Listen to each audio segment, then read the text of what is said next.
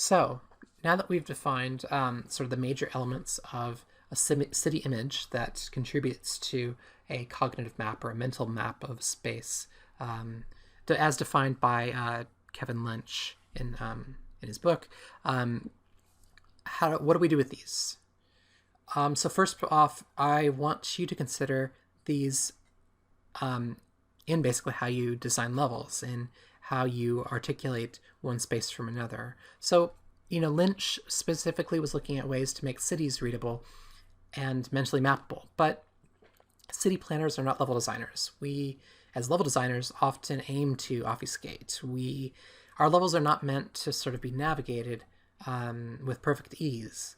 Players must earn their progress from one space to another, but when it comes down to it, how players eventually map the space from one to another is very similar. So, but that sort of shifts the priorities a little bit on how these are. So, Lynch puts a lot of, I guess, focus on paths and districts as being some of the most important parts of how we lay out or create sort of a city image. But if I were to reorder these for how they're used in layout design, I would probably do something like this.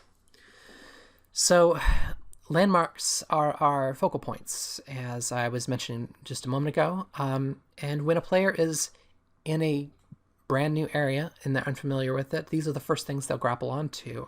What are the landmarks that are in the distance? What are the landmarks that are somewhat local? And what are the landmarks that are in the space and give identity to the space that I'm in?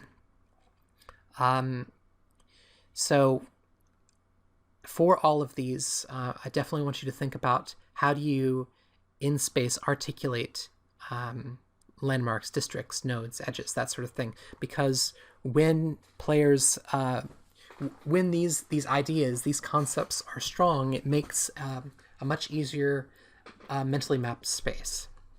So well-defined districts break very complicated large environments, break them down into understandable segments.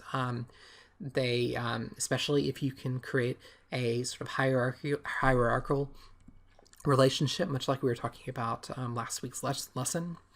When players enter into a new district, there's a sense of progress because you've left one district and you come to a new one, and that's sort of a reward. And there's a continued awareness of connections between those large areas.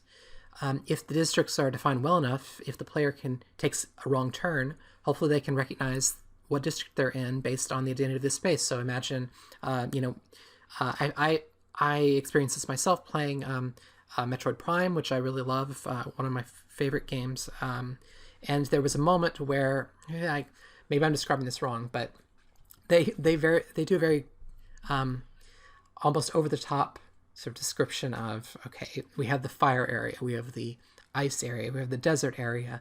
But what comes from that is that the sense that as I experience the fire area and I go to the ice area and then I come around a different way than I went to get there, and I end up back in the fire area, I connect all of that together. I understand because I've experienced the fire area, now in the ice area, and then I'm back, that these I'm back in the space that I was in before, and now I've created a new connection. So that's what I want you to think about for districts. How can I, within reason, create enough identity, enough difference between the districts in my level? Third importance is in nodes, and of course we talked about that before, about how it's not so important that we articulate nodes in our design so that the player specifically notices them, like I showed you on the college campus, that sort of thing, but that we plan our players' decision points so that we map out our own sort of node structure, our node network, so that we choose the correct points as designers to create memorable, iconic compositions that inform and inspire action from the player. Edges. So edges in practice in level design, edges are the indicators of district boundaries.